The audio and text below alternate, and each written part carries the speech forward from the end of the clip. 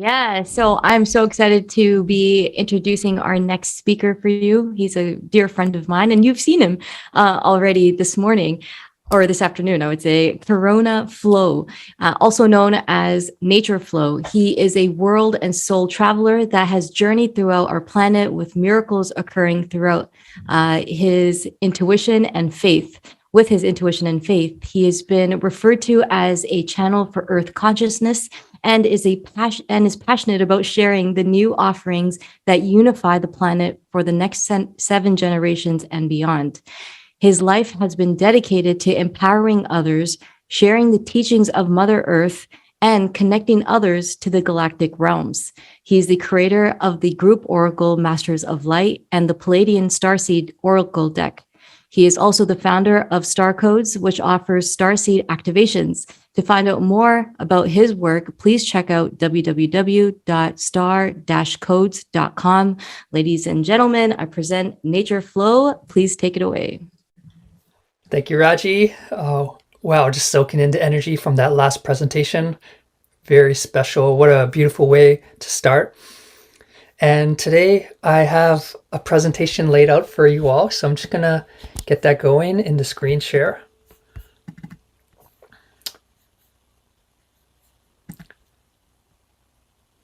Alrighty.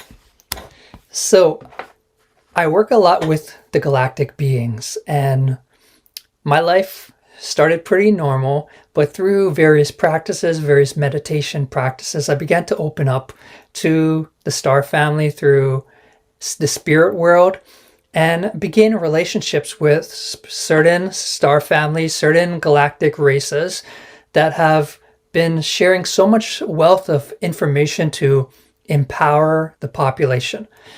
And this is why I love working with the star family, because all the information that they pass forward to me is how we can step into our mastery, is how we can take our lives to the next level of understanding. And they want us to be operating in our highest potential frequency. And today's talk is no different, where I'll be working and sharing the teachings of the Hathor Collective. And there's so much information to share, and I'm actually made sure I wrote it all down, because when I get these downloads, so to speak, they just come and the pen doesn't stop. So in honoring of all these messages, I wrote it down.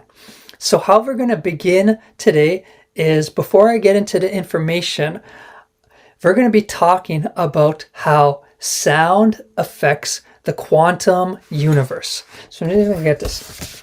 So this information that we're sharing today is the continued work of the priestess societies of Dendera, Egypt, who levitated matter through sound particles. So to understand the concept of sound, we first must understand time. And time, from our vantage point, is a field. Linear time, for example, stretches from past, present to future. But the question that we pose to you all in this moment to ponder, just to get the mind opening, is this progression of time an optical illusion, so to speak? Another question for you all, is time much more grander than we can imagine? And finally, what is time's relation to sound waves? I plant those questions in your awareness just to ponder and open us up. So in this third dimensional reality, time and space are interwoven together. Space allows time, and time allows space. But what if these two components of space and time were to come together amongst each other in our perceptual awareness? Would something be different be created through this merging? This weaving of time and space is the access to the multi-dimensional field, we say, and it begins with shifting our perception.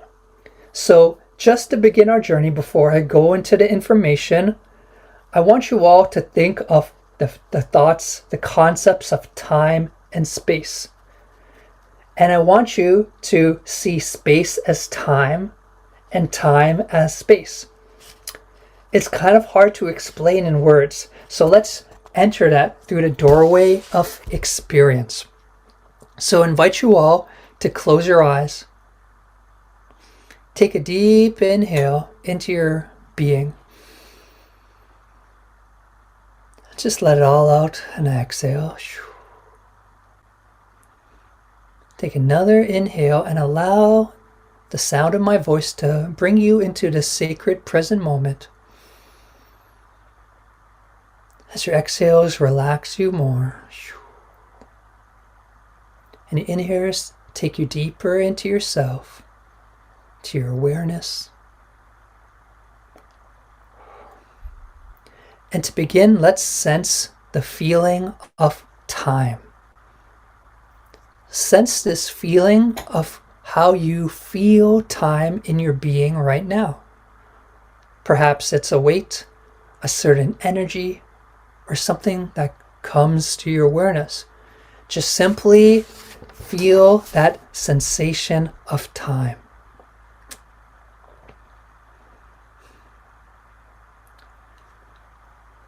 Now, as you are feeling this sense of time, sense as this energy you're feeling that is time, that it's creating space and expansion.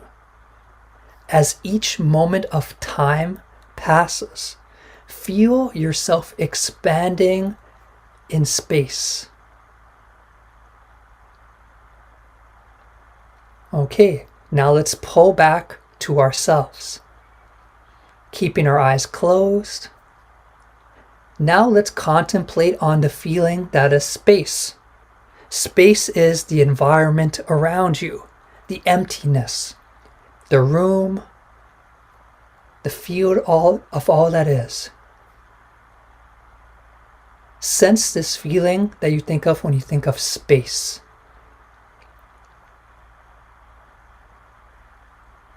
And as you experience this feeling that is space, expand more greater into the field. And as you are expanding your awareness into the field of space, change your perception that the more you expand, the more you are creating time.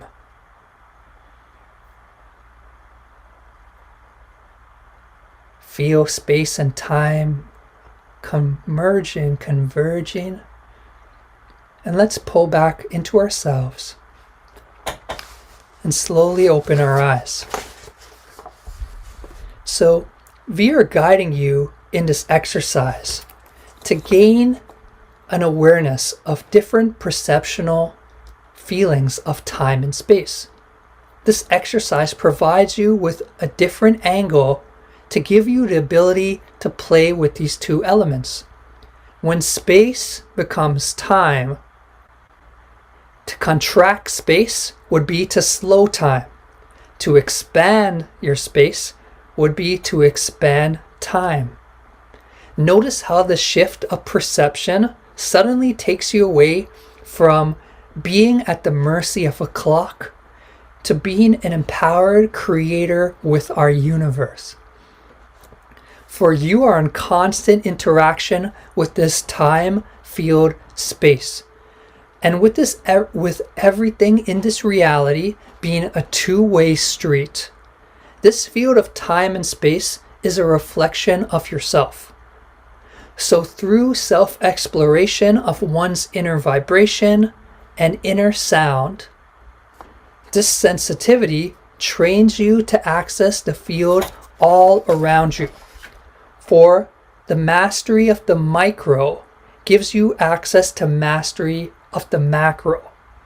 And this is the reason why all the masters and teachers of our universe who have walked this earth have shared that the universe is within. So these are the messages of the Hathors, and these are the communications to begin our journey. So this is the messages from the Hathors. We trained the priestesses of Atlantis and Egypt to harness this inner sound of vibrational within and then project it out to the world. We are the Hathors. So who are the Hathors?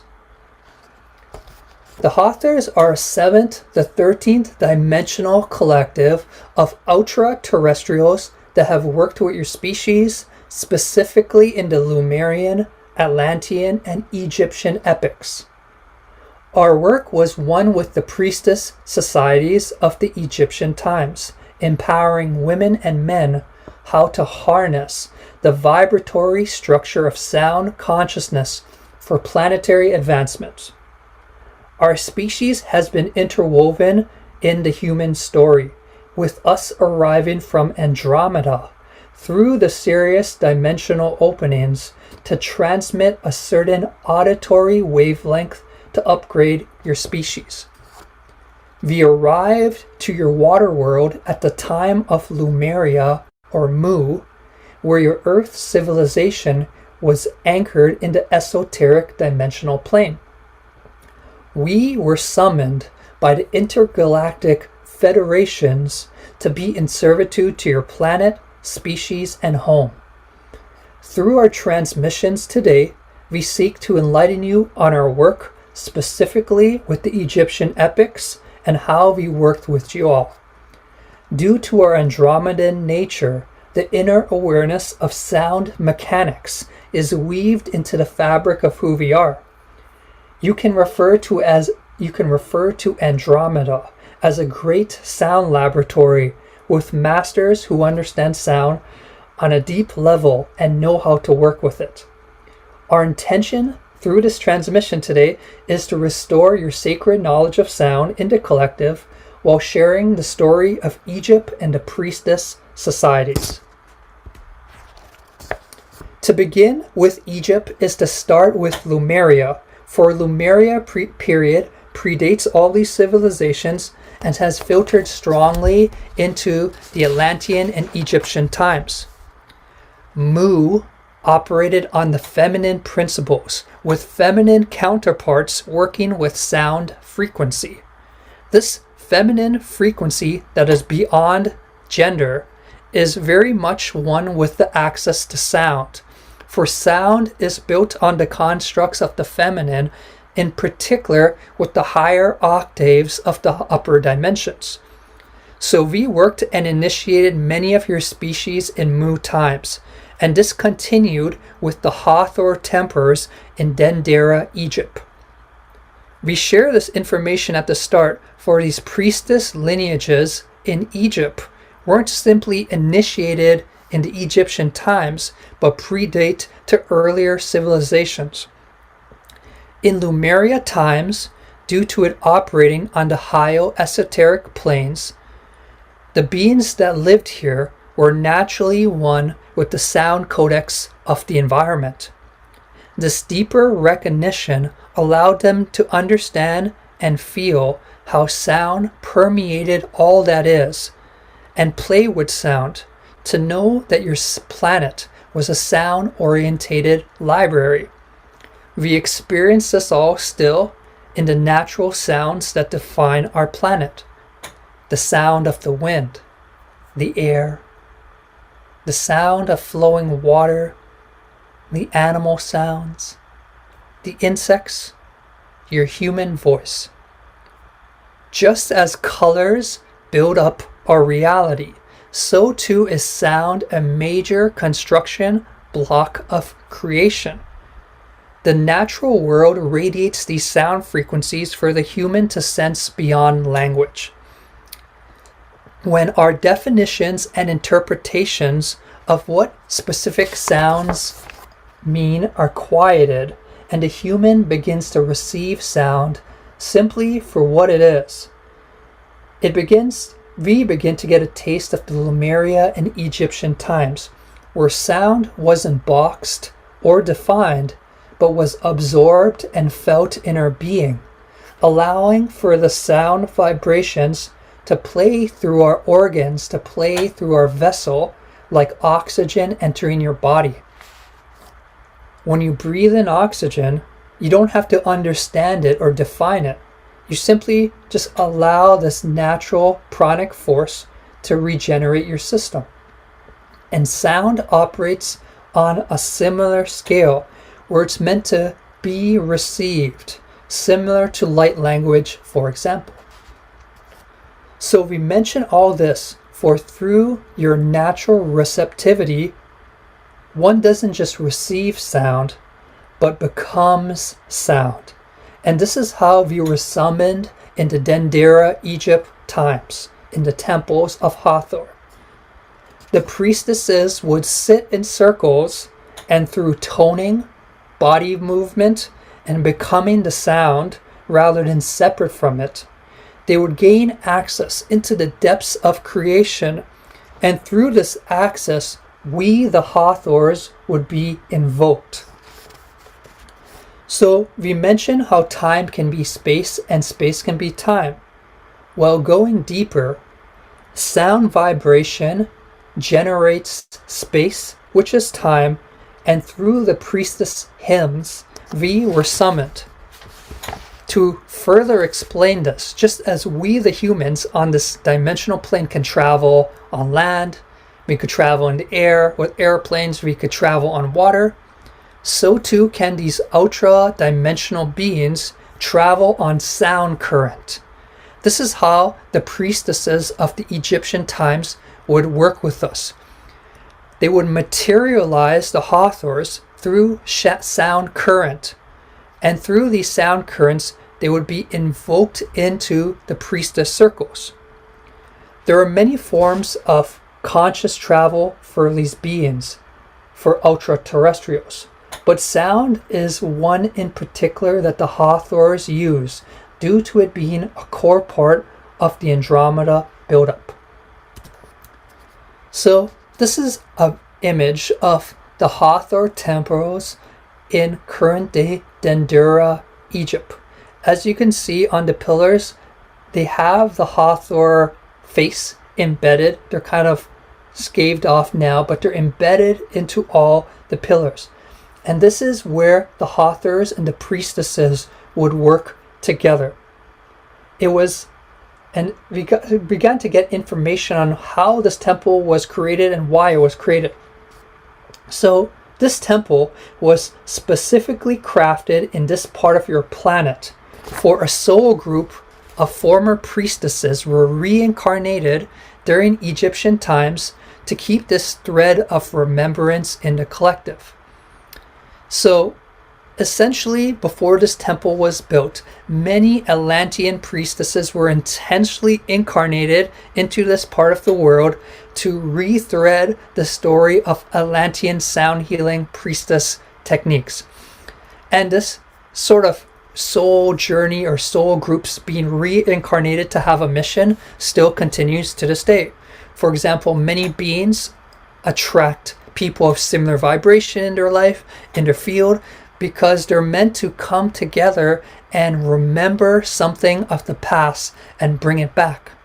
So these incarnates that were born before this temple was created were essentially brought together to live in the same sort of reality, get to know each other, and reactivate the Atlantean priestess teachings. And this is the power of working with sound from a memory standpoint. And I'm just have to keep going back to my sheet because I wrote this all down in advance. So those that are suffering from memory loss, you will find that fusing sound into what you seek is the key to retaining data. We find in many, this is me talking, we find in many indigenous cultures that they keep the stories of creation in music. There is some sort of sound codec that is embedded into music that allows the conscious memory to bypass a sort of amnesia block and remember.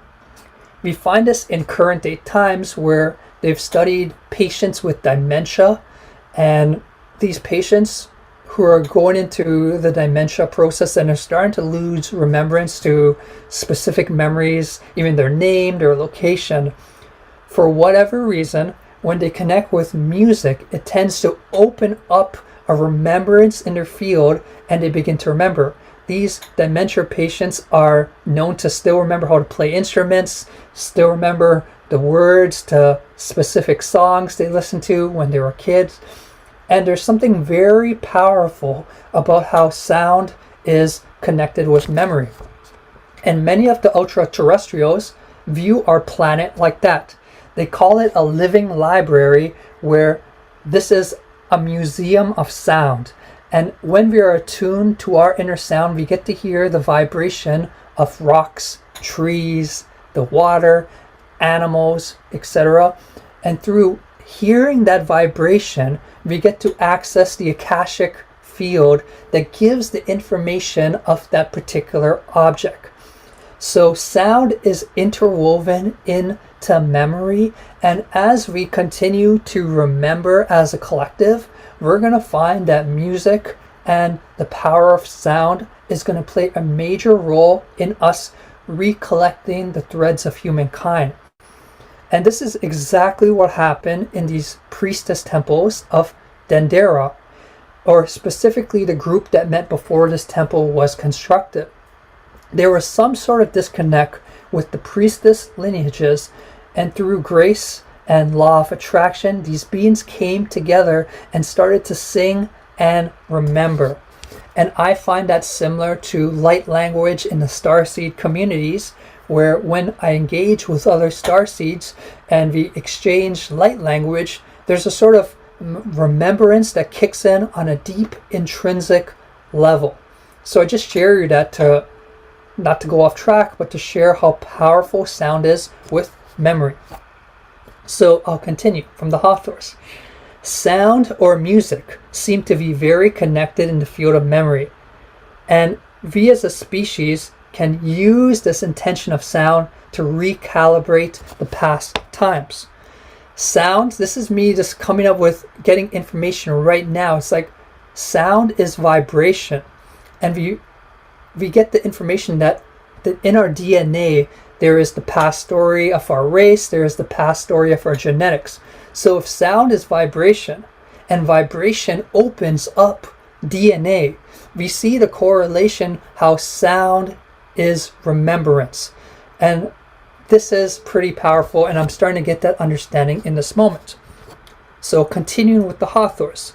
This is because sound activates a deep part of our memory banks, and the soul incarnates in Egypt began to sing old songs that were once lost and started to reweave the story. The priestesses at this time were observed by the pharaoh leadership at that time, who were all trained in the mystery schools and recognized this group was doing something that was needed for society upliftment. Through their soul recognition and reorganization, eventually a construction of the Hathors temple began, and it was co-instructed by the Hathors being invoked in the priestess temples to anchor a location to harness the power of the work they were doing. Oftentimes in Lemuria and Atlantis, specifically at the end Lemurian times and the Atlantis times, architects or engineers would construct architecture to hold in a frequency for the planet, which we will speak about more. So these awakened beings who were building temples, who were building structures, were actually creating these structures to hold a certain frequency with the rock or with the specific material, because using these ingredients of Mother Earth, such as rocks, naturally magnetize a frequency. And I'm going to share more about that with the pyramids as we go deeper. So with this successful soul mission by this group, the reinstation of Atlantean priestess societies continued. These priestesses in these temples would receive large data banks of vibration through sound toning that would open brain cells, energy centers, raise kundalini, and through these altered states, the priestesses would channel ideas, visions, prophecies, and inspiration for social progress and inventions to better society. The priestesses were in divine servitude through their sound exploration and begun to merge with us, the Hathors, even more clearly. Actually, the priestesses weren't just invoking us, but they were traveling esoterically to our planet in Venus and working with us on the esoteric plateaus which were residing. Now, I know this sounds a little out there, but as we are realizing through the gateway of consciousness, through our starseed work, through our meditations, that this is like everything in reality, this is a two-way street. So via the gateway of sound, we don't just pull in ultra-terrestrials into our field, but we have the ability for our consciousness to ride the sound and travel on the wavelengths to other locations. Continuing, some ascended masters on Earth, such as Sanat Kumara and his understudies, would engage in a similar process by traveling through their consciousness via sound to our reality, and thus a dimensional bridge between our two species was established with our intention for working with your collective.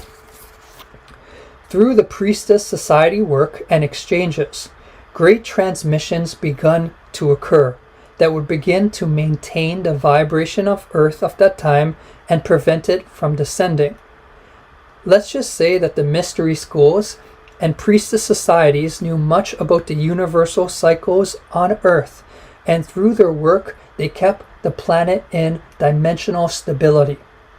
So sound to us is very related to mathematics because it is connected to sacred geometrics. So I often like to show these images or show this video because it really demonstrates from a core level what sound is doing from a geometric standpoint. So as we can see here, if you have metal plates that have been embedded with rice, and through playing a specific hertz frequency, they naturally begin to align to specific shapes, specific geometric shapes naturally through the sound. So sound is an organizer, and these rice show us what is happening in the more subtle field. So if this is happening with rice, imagine what is happening on a more energetic, subtle reality where vibration is impacted much greatly. It's very important for us to become aware of how sound is impacting the field all around us because it sheds light into the architecture building of the Atlantean and Egyptian times. In particular, creating the pyramids through sound. So I want to show more examples of vibration in relation to sacred geometry. So this is me again thinking about the Dr. Emoto experiments and how we know vibration is sound, right? But in these experiments, they were projecting thought onto specific water. I'm sure most of you have heard this word, but for those who haven't, Dr. Emoto, he put certain cups of water and he projected a certain word or thought into these. So based on, like for example, if you see in the image, the truth would create a specific geometric shape. When he projected wisdom or had the thought of wisdom into a water, when he looked in the microscopic lens, it was creating a specific geometric shape. And when they were doing like more dense or anger, negativity, and projecting that, it was creating more like unsacred geometric shapes. So I share this because if our thought is creating a sacred geometrics and thoughts are created to vibration, that means we have an impact beyond the sound sphere of creating matter, because sacred geometry is the foundation of matter. And this is what's really exciting for me. So you gotta think about how the pyramids were created. Just open up into your expanded mind right now. If vibration creates sacred geometry, if sound creates sacred geometry, and going deeper, if thoughts create sacred geometry, begin to expand that into how specific buildings of our reality were created. I'll just let you feel that. So we're beginning to uncover something deeper, a greater technology that we have built in. And this is through the power of vibration and through our consciousness that is impacting reality on a massive scale. And sound is playing that role. So here's a video of some scientific researchers who have been investigating sound and levitation. I'm just going to read it to you while I play it. So a team of researchers from Spain and the UK discovered a new technique of acoustic levitation that allows an object to move independently on any axis. Sorry, that's skipping. A new technique of acoustic levitation that allows an object to move independently on any axis. This is done using a specific kind of sound wave to lift the object on its own. These sound waves are called standing sound waves, and they are basically sound waves that reflect off of a surface and back through themselves, creating small points called nodes. These nodes can be used to literally lift objects and move them in either direction. A new technique called holographic acoustic tweezers places 250 small speakers facing inwards in a box, creates these nodes that are capable of suspending objects and moving them individually. Believe it or not, this technique could be used for more than just trippy magic tricks. It can also be used in the medical field. In theory, doctors can use sound waves to control devices that would allow them to perform surgery without cutting anyone open. So just a taste of what some of our current day researchers are beginning to rediscover. And I always find technology in our current day time is always a reflection of the soul technology we have within. So a phone, for example, communicating with someone across the globe or communicating with a loved one can be, to me, a reflection of telepathic communication. And our computer, for example, being able to download information, access various topics by clicking a button, can be similar related to us connecting to the Akashic field and downloading topics, downloading past experiences from incarnations or societies, and realizing that we're in an alive encyclopedia that we have access to and can receive. And on the same front, this technology, I find, is a connection to the technology we have within, a soul technology, which is the ability to not only receive sound, but manipulate sound, manipulate the final sound frequencies, and use that to, for example, build pyramids. So sound can be very expansive and condensed like anything in our reality. Once the practitioner or initiate has connected to their inner sound vibration within, which is a natural frequency that your body emits, the human gains an ability to access the larger field of sound. This is because we reside in a holographic universe. When one accesses something within themselves, they gain access to the entire field. And this is why all the masters, all the teachers, as I mentioned, said the universe is within. Not just metaphorically, but in this holographic universe, once you understand the full nature or know thyself, which many teachers have proclaimed, you know the universe. And that's why it's so important for us as souls on this planet, for us learning more, in addition to being curious to the world around us. Firstly, anchor into our field of self-knowledge. For when we have sensitized to a particular topic of any topic in the universe within ourselves, we naturally gain that access around us.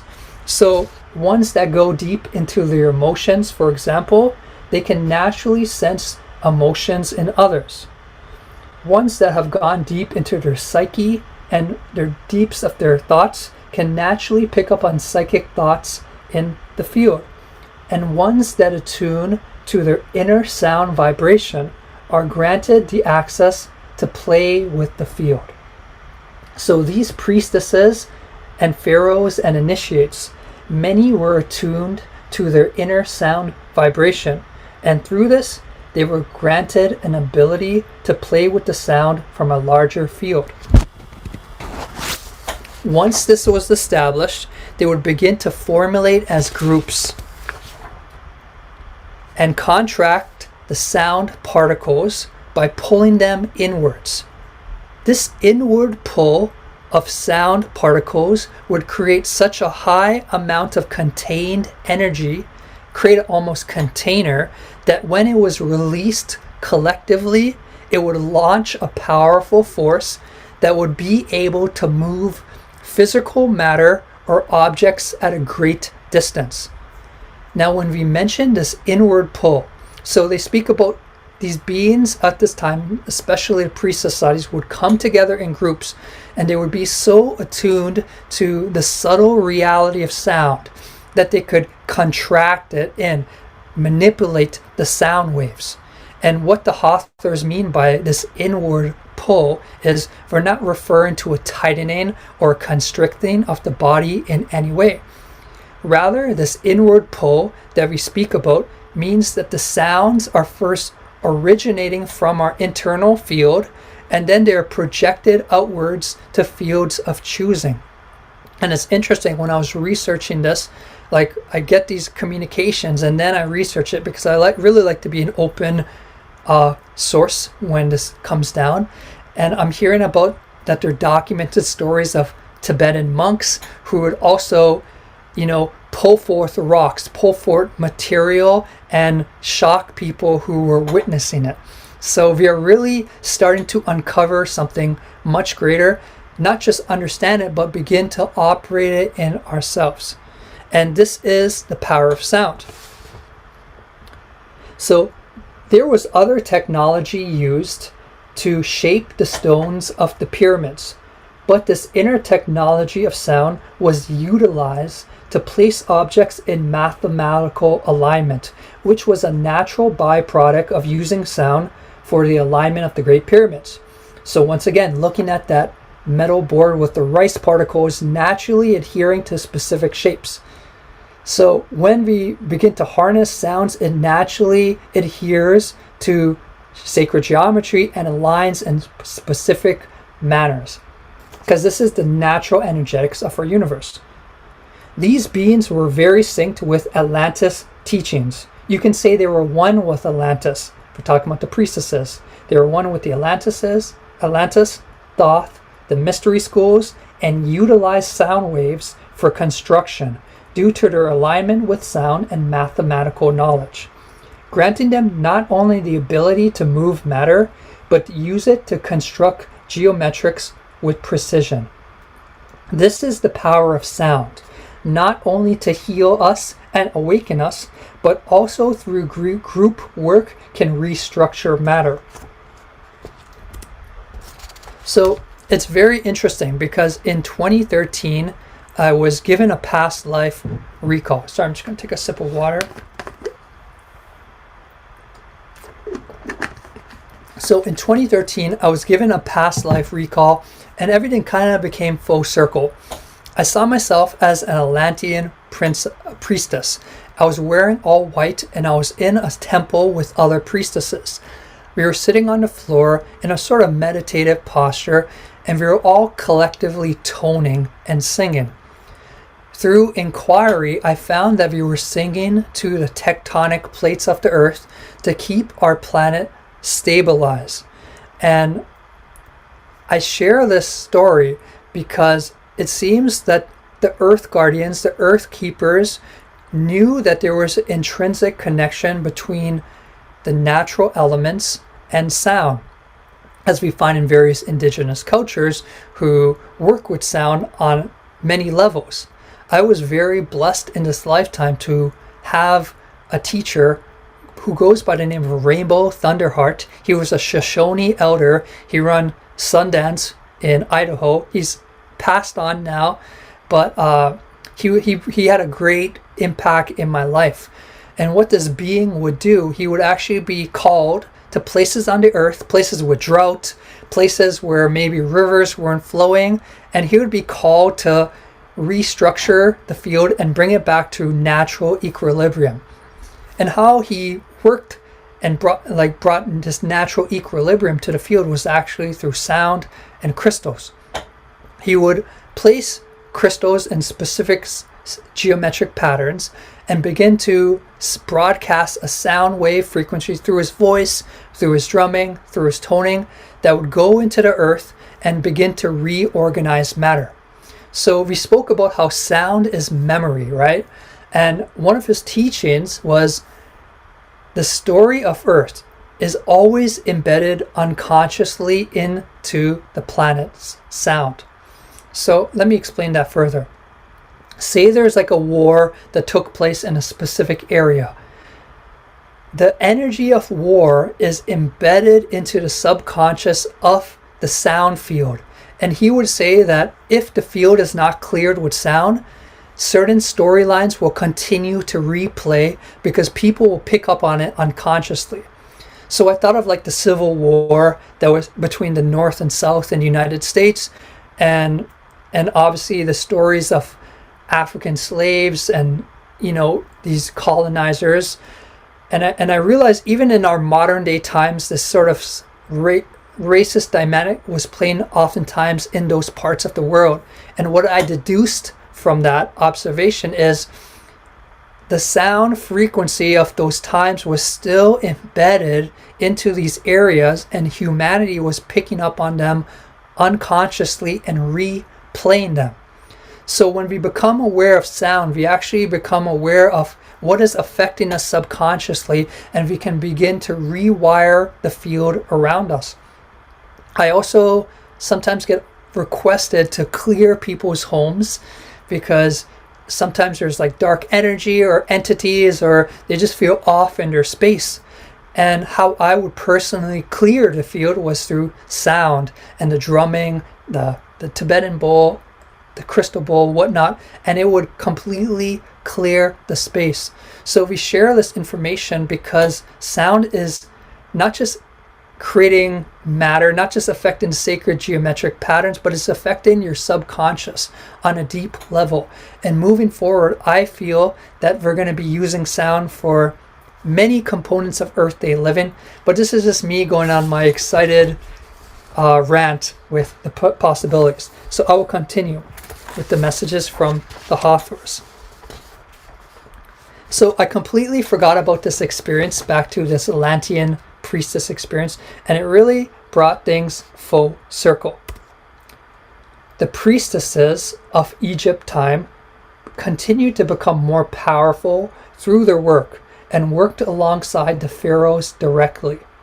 But as our planet descended over the centuries, many were stripped of their powers as a more competitive energy entered the earth, which shifted the leadership dynamics in Egypt and moving forward. Eventually, these temples, current-day Dendera, were off limits to the priestesses, but what still rests from their work of their time are energy vortexes that are still in place. When individuals of our current-day time now visit Dendera temples, they will, if they're sensitive, observe how physics operate in a unique manner here. This is due in part to the collective work of the priestesses, for when groups do individual work or energy work, they leave an imprint on the location, which once again correlates to memory. We observe that in certain places of honoring, where advanced beings did practice, they leave an imprint, as we mentioned. So just as you could leave an imprint in the sand by taking a footstep, from a multidimensional, from a sound scale, we can leave imprints.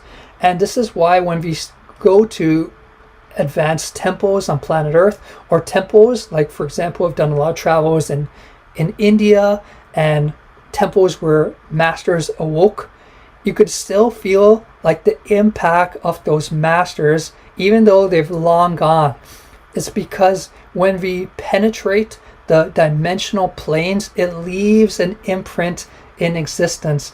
And so the priestess's work and the Hathor's work still continues to this day. So from our standpoint, the pyramids were created to anchor and bridge the energy from Earth to Sirius. This temple of the pyramids or I don't have the pyramids. This temple is designed with Sirius architecture, which is also found in many Atlantean cultures. To understand the pyramids is to fuse with Sirius, and this is why the god Osiris, which I always find that language is giving clues to a connection. And you break down Osiris, and it's Osiris, and Osiris is Sirius. This is what they communicate. Osiris was a being from Sirius and played a major role in the vision of Egyptian times, working in connection with Thoth. The pyramids of Giza were intended to anchor down certain cosmic frequencies of Sirius into the earth, with the pyramids aligned to the ley lines of our planet. To us, pyramids or temples beyond Egypt in sacred locations often serve as transmitters of sacred knowledge, where all initiates who walk into these structures receive upgrades in their molecular structure and remembrance. And through the sound waves and the sacred geometry impact, they are opened up into a dimensional remembering. These structures, these temples, these pyramids, since they are positioned in power spots and they're designed with mathematical precision, it actually grants them the ability to route a dimensional frequency into the areas, or route a stargate, and make the structures condense in high dimensional frequency, or a portal if you want to call it. Entering these places would be standard in the mystery schools of Atlantis and Egypt for one to get an instant knowing. So the mystery schools, the temples, they understood the incarnational journey. They understood that there's a level of amnesia involved in reincarnation.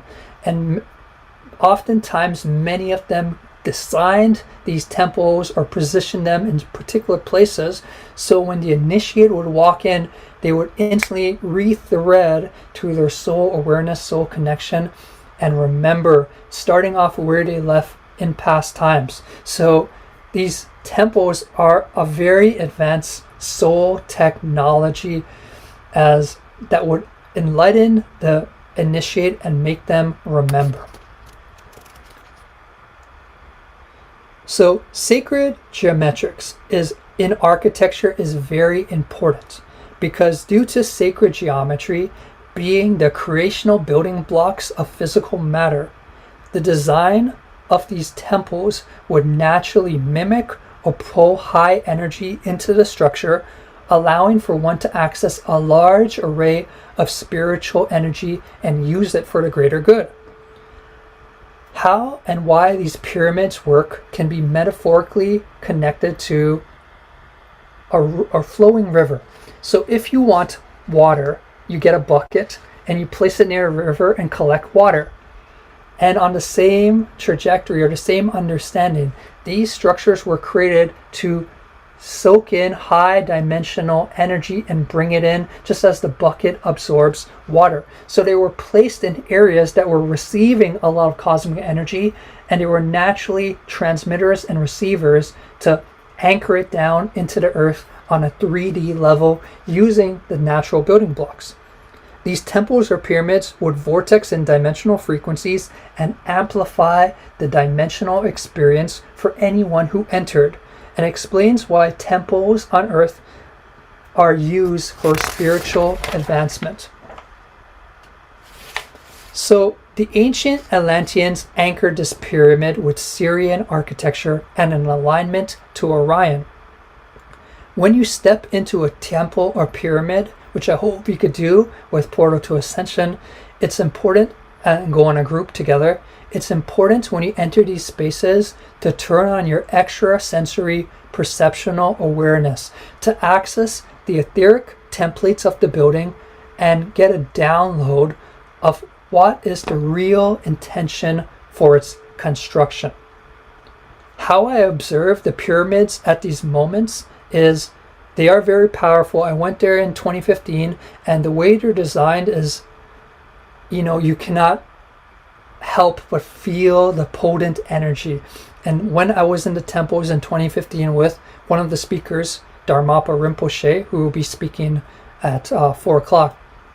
We were engaged in toning, we were engaged in chanting, and from my experience, I instantly went out of body, and I felt like I was on some sort of starship for a couple hours.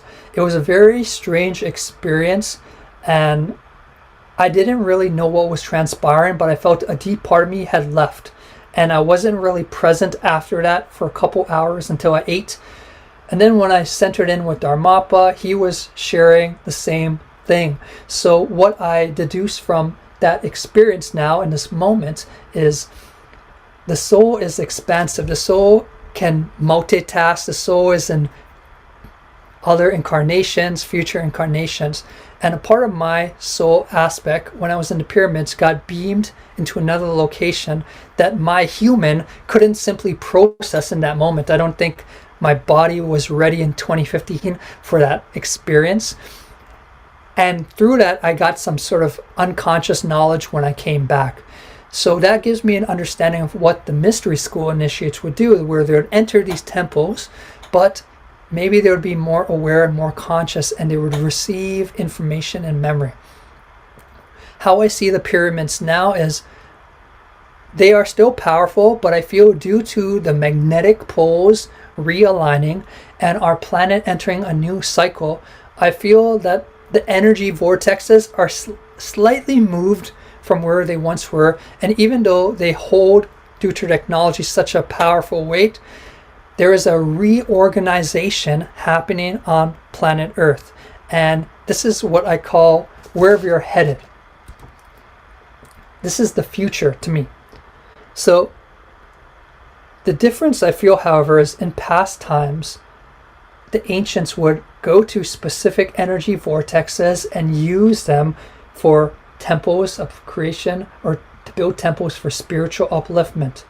And moving forward, I feel as we enter this new earth and this new society, when we uncover these vortexes, these power centers, they will be used to serve for social, holistic, and where new earth communities will be built.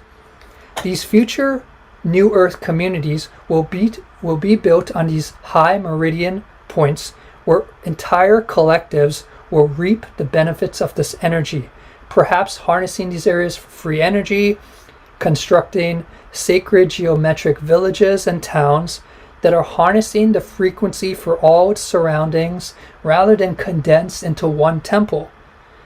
I sense these centers will start off slowly, but they will continue to evolve and become important multi-dimensional hotspots for the planet. These new earth communities that were built into energy centers will provide for massive leaps of conscious evolution and assist all in the evolution and the surroundings, not just from a spiritual standpoint, but from a earthly standpoint. Will assist in food production, assisting the biosphere, connecting with the elements, assisting the animals, and helping our entire planet on Earth. And for this, I'm excited. Just like these temples in past times pulled in intergalactic frequencies, my personal thinking is these new Earth communities that are built on meridian points will pull in a new age of galactic societies on our planet, where the human species will intermingle with the ultra-terrestrials, because these locations will be so anchored to handle a higher frequency. And this is where I feel we are moving forth in the future, where we are continuing the mystery school tradition. We are continuing the torch passed down from Lemuria to Atlantis to Egypt and to many cultures into this current moment. And we are taking that information and offering it for what is needed in this moment. And as we enter these feminine tilting cycles that are very grounded in body and connecting with Earth, I have no doubts we will use this new frequency for us to evolve in groups, for us to build new cities and towns, and for us to enter a new way of society operation built on the natural vortexes that are all around us. So Thank you for your time. I know I went all around the place, but it's very exciting, and I don't know how we are on time, but I'll just stop the share. And yeah, thank you for your time. Beautiful, brother. Thank you so much. And we still have some time. We have like 10 more minutes too. So Great. Really enjoyed that. I'm like absorbing the last little bit about where the new communities you see being built are high dwellings, natural vortex energy areas.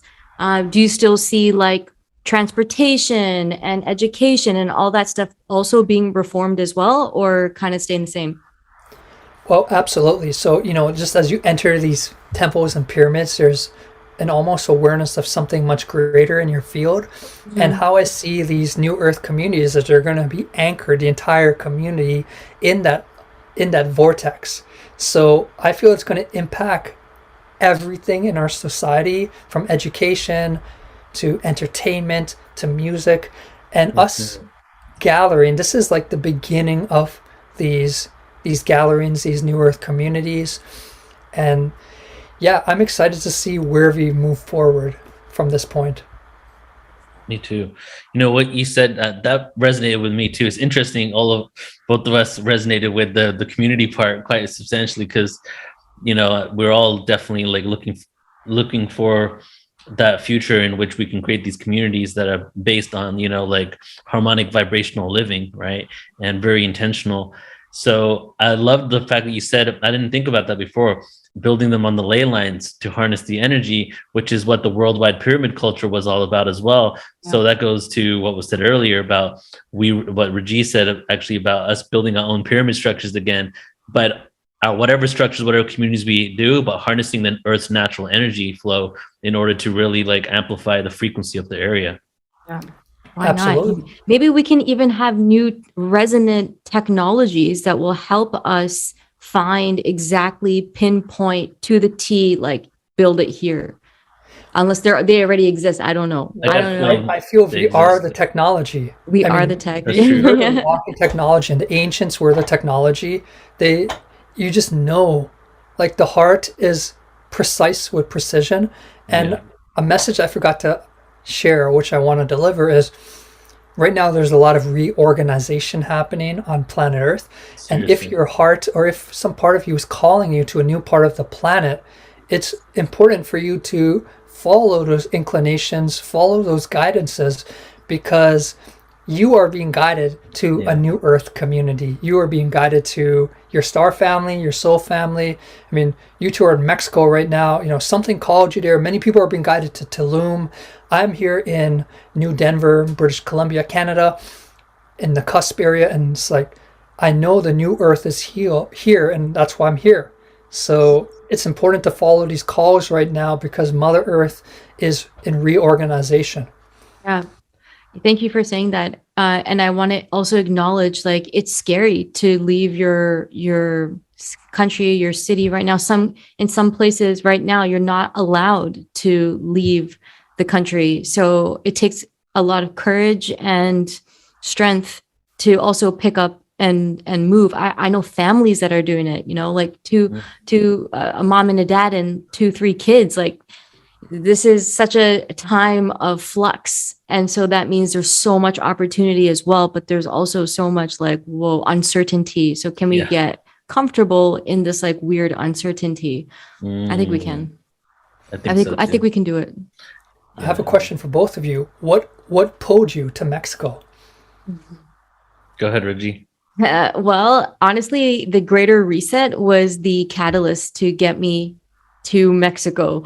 But now that I'm here, it's like, okay, there's a lot more work for me to do here in terms of scoping out new lands, connecting with different communities, filming, documenting, feeling the ocean, connecting with the land here, coming back to my own spirit and teachings that I've kind of forgotten as well. This land is so vibrant, and lush with life, and I feel so good here. And I keep having to check in into like, how do I feel here? How do I feel here?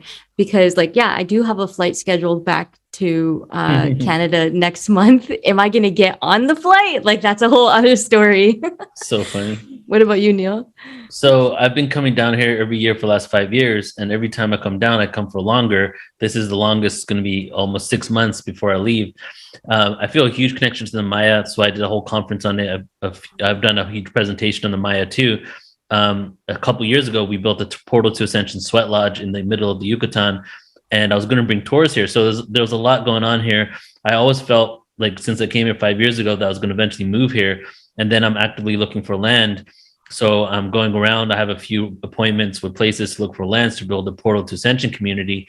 But when I was down here and I kind of scoped it out, I'm feeling I'm going to travel the world for the next year. Instead of just like saying this is where my land is, I'm going to look around everywhere. And there's just so much. I mean, like when I came here the first time, I just wanted to kiss the ground, man. Like it was just this past life connection, hardcore. Whenever I go to an ancient site, archaeological site, I'm always teary eyed when I walk into it, like, and not even trying to do it, just like this energetic thing. And when I went to Palenque, which is in the state north of here, that was the most, like, I went on my birthday for 2 years in a row and just sat there on the pyramids for like my whole birthday. And it was just like this hardcore knowing, right? So I really feel connected to the Maya and their connection to ancient India, because that's a whole other story about the word Maya and how that connects to India. And one last thing is there's some vortex here, not just like an etheric vortex. There's been 3 asteroid strikes here in the last 65 million years. The asteroid that destroyed the dinosaurs hit right here in this peninsula. The cenotes, most of them came from fragments that made the ground very loose and sunk in, and created these cenotes that then became the entrance to the underworld, in which cacao trees would grow naturally, but they wouldn't grow out of it. So there's something pulling the energy here in, and there's been all these resets going on. So I feel like I've just been called to be part of this vortex here. There's also a lot of exploitation going on around here. There's a lot of pollution going on around here. So I'm thinking that if I stay here in the long run, maybe I can assist with bringing back some peace to this area. Well, that's beautiful. I appreciate that. And, you know, a little more information is coming down too, you know, is when we establish these new earth communities, they're going to be so high in vibratory frequency. I feel like they're going to give us the means to bypass the borders in some way. It's like we're creating the new structure of planet Earth by leaving our home country if you need to, and going to specific places. And I feel when we're established in these dimensional hubs that we're going to have some sort of access way to each other, to connect with each other, that's going to bypass the outdated borders, passports, and system. I love that. I see that as, you know, us doing commerce with each other only. So if you're looking for I'm connecting in, you're reminding me of the Freedom Cell Network as well. And by the way, before I forget, there is an amazing conference happening at the end of this month here in Tulum called Tribalize. So anyone watching this that feels like, oh my God, me too, or really wants to, is feeling it. I'll be here. Maybe Neil's going to be here as well, and just be a lot of other people. It's all about regeneration, intentional communities, a lot of what Flo was just talking about. It's called Tribalize. It's starting on March 25th.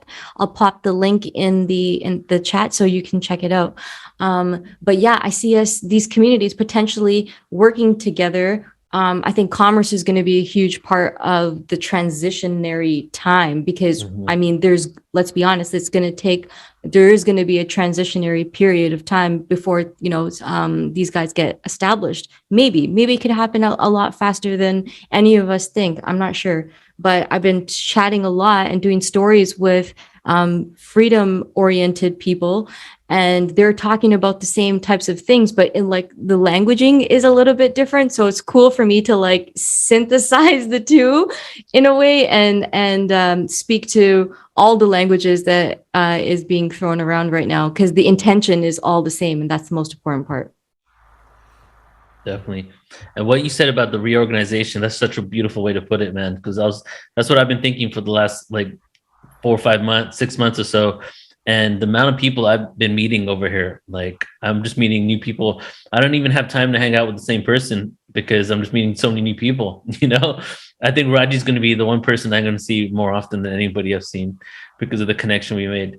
But like on all, I'm hearing the same story. Like I just decided that I needed to, you know, just pack everything up and just travel the world and figure out where I'm going to be. That's what I'm hearing from a lot of people here. And it's just laying the groundwork for what's going to come. You know, we're breaking free of our constructs right now. Exactly. And I think people need more options. You know, some of us are a little bit more mobile or stronger, or have more courage right now to build these structures. So when the time comes for, you know, more people to say, hey, like what else is out there? Well, there's this, this, and this. At least now we can present some options. You know what I mean? Mm-hmm. Yeah. So we just got to build it. Yep. And we're doing that now, and just coming together like this, making these connections and networking together and collaborating is where it's all at.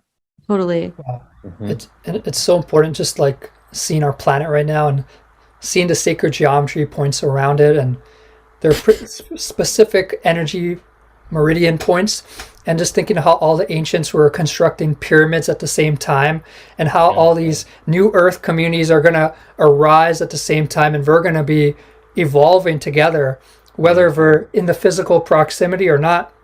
It's going to be a sharing of information from a deep level. 100%. What do you think what makes us different about our community is that we're not just looking for places to live, but we're making a sacred kind of structures and communities that are different than just people living together. I mean, it's kind of modeling what the Egyptians and some of these ancient mystery schools were developing in order to create a more evolved consciousness. Yeah. I think both of them are happening. Yeah, there's going to be communities popping up and there's people actively doing it, but then not everybody's going to be relocating, right? And that's what we do with a lot of our events, right, Alan? Like we create that community online and that good work. So we have the support. It's really about supporting each other. And what I say often is that, you know, I'm from California, where we're saturated with UFO, ancient history, spiritual events. We have people from Kazakhstan, from India, from like remote areas in Siberia, like literally coming onto our events and saying that they can't even tell anybody they're into this stuff, you know? So what we're doing is creating a place for them for everybody really, but definitely those individuals to realize that, first of all, they're not crazy and they're definitely not alone in their awareness. So it's pretty beautiful. And I also think as we decentralize and sort of build that spiritual community, we're finding each other and we're supporting each other's evolution. Mm-hmm. So all the things you bring through Flow and everybody else, we're gathering this higher level of knowledge that we can share now and help each other open up to other levels. So I'm really happy about that. Yes.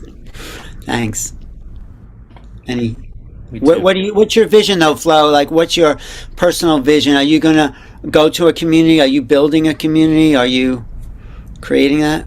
Yeah, so I'm in the Kootenays in British Columbia, Canada, which is kind of in the interior. It's a mountainous region filled with freshwater lakes. Literally right across the street from me is a freshwater lake that I feel is extremely multidimensional in sensation. And yeah, why I'm here is I've committed to this area to find the land and build a star seed community. So, are you near Nelson, British Columbia? Yeah, kind of near Nelson, maybe an hour away. Mm-hmm. There's a great community of people in Nelson, you know. Oh yeah, there's just a great community here, and it's interesting how we're all guided in our unique way. When the COVID times hit, I was actually in Mexico, and I heard that my government was closing the border. So I'm like, oh man, this is getting serious. So I sat with the ocean, went to meditation, and she told me clearly, you got to go to the Nelson area and start your new life there. So we're all being guided. Some people are leaving Mexico. Some people are going to Mexico, right? Right. Great. Thank you. Wow. Beautiful. Flo, thank you so much for that presentation, brother. You're just really amazing. Everything that comes through you is so awesome. And it's just great just doing this event with you, man. And we have a lot of amazing events in store in the future. Mhm. Yeah, we're just getting started, brother. I Yeah, think we're yeah. all just getting started as a one collective. Absolutely. Yes. Exactly. Yep. All right, let's get into the next guest, shall we? Yes.